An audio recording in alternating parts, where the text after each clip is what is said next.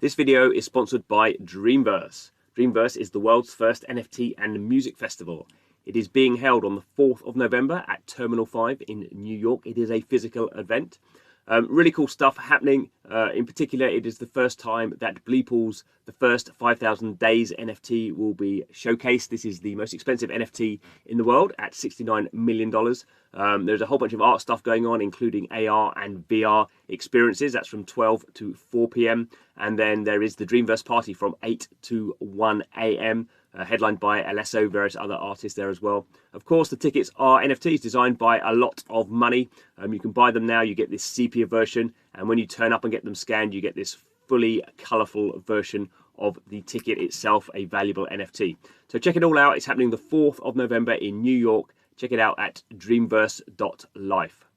Thanks for the sponsorship. Hello and welcome to Blockchain Gaming World Daily with me, John Jordan. So news today is Treeverse has just raised some money at a $25 million valuation. Who are Treeverse, you might be asking, and that was exactly my reaction to this news. So there are new companies popping up all over the place at the moment, and obviously we've not heard of them before because they're new. So let's sort of do a bit of a deconstruction on what's going on here and look at some of the people behind it and what they're doing. It's actually, the information is pretty scarce, I do have to say. So we have this company, actually, the game is Treeverse, so there's a developer called MOONER Labs, but this is on the Treeverse medium. So they've raised, they don't actually say how much money they've raised, which is always a bit unusual. They say they've raised it at $25 million valuation. So basically, investors have put money into the company, assuming that the company is worth $25 million. At this sort of stage, these are figures plucked out of the air because obviously the game is nowhere near finished. They've done an NFT sale, so obviously they've raised some revenue from that. We'll look at that as well. But this is a sort of finger in the air sort of thing. Let's have a look at who's funded though. That's sort of interesting. So we have IDEO, that's how you say it, Ventures. They've done a bit of stuff before. Animoca Brands, obviously well known, pretty much investing in everything blockchain games at the moment. Have Sky Vision Capital, also done quite a lot of investments actually. Not quite clear to me at what level they've done that at, but they've been investing in lots of companies. We can have maybe look at that. Stanny, well known, he's the CEO of Aave, the DeFi protocol. A bunch of other angel investors, I guess. They're not releasing that at the moment, but I guess these would be people that we've probably heard of. So the team have officially started development. Oh, great! So that's good. Trying to be too cynical. So this is really early stages. As ever, what they're looking to do here is an MMORPG. So MMORPGs, in the normal sort of game world, take probably 3 years minimum. Probably not a lot of change out of $100 million. So these obviously you can make sort of lower level ones, but the top end, the AAA kind of end of the market, these are massive undertakings. And clearly this is a new team. They're hiring. They haven't got their team in place. Probably haven't got many of their principal sort of developers in place. They're sort of headquartered out of Dubai, it appears, but they're obviously kind of spread around the world, so they've not really got a big office. So this is sort of typical what we see in blockchain games at the moment. It's a little bit of a of a sort of I can say a wing and a prayer. I'm not sure that's sort of right, but it is in terms of sort of investing money, it is pretty risky because this is not a established team who know what they're doing and have done it before. This is a team who are building in progress and sort of building the plane in flight, and using that metaphor. It's not clear when the game's coming out, what the game's going to be, how they're going to make money, any of that sort of stuff. That's just way off. So they've raised this at $25 million valuation. I would be amazed if they've raised more than a couple of million really at that valuation. That's sort of just how those sort of numbers work. Okay, let's have a look at what else we've got. So we have on their Twitter here, we can see this seems to be the only thing that we've got, the early concept look of the Treeverse graphics.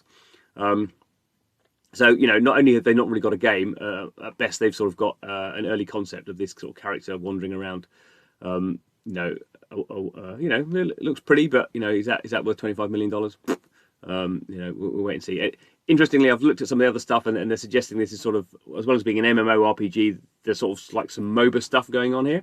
So MOBA sort of graphic, MOBA gameplay. So there's these sort of different lanes that you're trying to kind of fight and defend against, and these may be sort of towers that you're doing that around.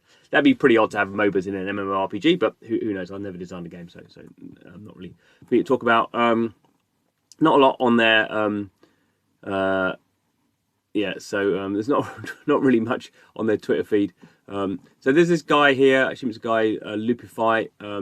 So he is one of the sort of key members. So we can see here, founder of the Treeverse and some other stuff. This MOONER Labs. So he's pretty into NFTs. He's tweeted out they've raised $25 million. That's right, raised at a $25 million valuation. So yeah, happy to be building, but he's very much based around this sort of NFT stuff. So if you look through his feed, he's looking here at So Rare, the rare price, and so obviously he comes. I imagine he's coming more from a NFT background than a game background. That would be my sort of gut feeling here.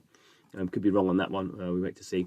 The other thing that they've done we can look at is OpenSea. So here is the Treeverse, verified collection on OpenSea, and actually they did a NFT sale in August. So they sold, we can see 10,000 plots, about $500 each they sold at. We can see the floor price is now 2.65 ETH. So the floor price now is about $10,000 for something that was $500 a few months ago. And they had quite a lot of trading going on there, 6.6 thousand, almost 7,000 ETH of trading. Cheapest plot, we see sort of 2.56. So all you have here is these founder plots. So, who knows when this game's coming out? It's not very clear. Obviously, most games, particularly MMORPGs, do these land sales because people just think this is an investment. And obviously, we've seen sort of the price of things like Sandbox and Axie and Splinterlands. These all have land elements, and those have sort of done very well. Even though, again, I would say none of these games are live with land, live yet. There's just NFTs on blockchains. So there's nothing actually underpinning all this sort of stuff. So be a little bit careful about this sort of thing. Not to say that any. Not that I would particularly say that any project isn't going to make it, but we know over the vast range of all the projects, a very small percentage will make it. I would be surprised if more than 10% of the projects being sort of announced now actually come to some sort of success fruition, even being released. So a lot of this stuff is sort of hoping for the future, and these sort of valuations are particularly sort of I would find these particularly rich, and this is not something I would at this current stage get involved in because there's so much uncertainty. So just sort of be aware of that. Clearly not investment advice. So let's have a final look at my big investment sheet. So I like sheets. So here we go. So here we have MOONER Labs Treeverse. So we don't know how much they've raised. They've raised at $25 million valuation. We have them down here. They raised $5 million from their OpenSea sale. So they've probably got maybe enough money for a couple of years probably. Depends how big they're going to get kind of size-wise. We can see here, so these are the companies that have invested. It's interesting actually if we look here, so if we go and find, do that. So we can find these people, no, actually can't find those, I spelled it wrong. So Sky Vision, we can see down here. Interestingly, so they also invested in Planetarium, this game out of South Korea. Also invested in by Animoca Brands and I spelled this one wrong, didn't I? So this is these guys here, they're the same guys.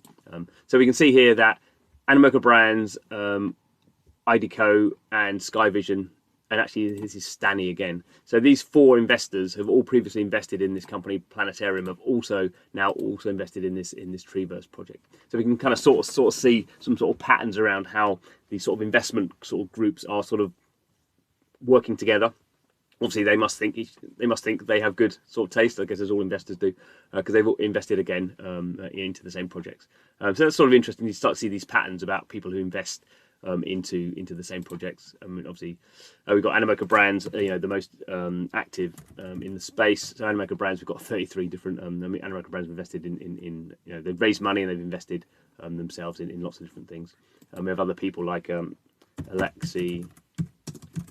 So we've got 5 investments from the founder of Reddit. So you kind of start to see patterns again about all these sort of people and how they're investing. And obviously, Andreessen Horowitz, probably the biggest name in the space at the current time. So anyway, there we go. It is interesting. I think all this is very much a learning experience for all of us. There are these companies, dozens of game companies are starting up, raising money now. There's a lot of money in the space. So if you just want to raise a few $1 million. Actually not that difficult to raise that sort of seed round, I would guess we'd call that. and it's actually not that difficult even on the NFT side, because we're in quite a bubbly market. People saying, is this a bubble? I mean, yeah, I mean, who knows? It's sort of a bit of a pointless sort of phrase. Is it? I guess is it at a peak yet? I would say definitely not. We're going to see a lot more money going into these sort of small companies because there's we've got Axie as a big hit.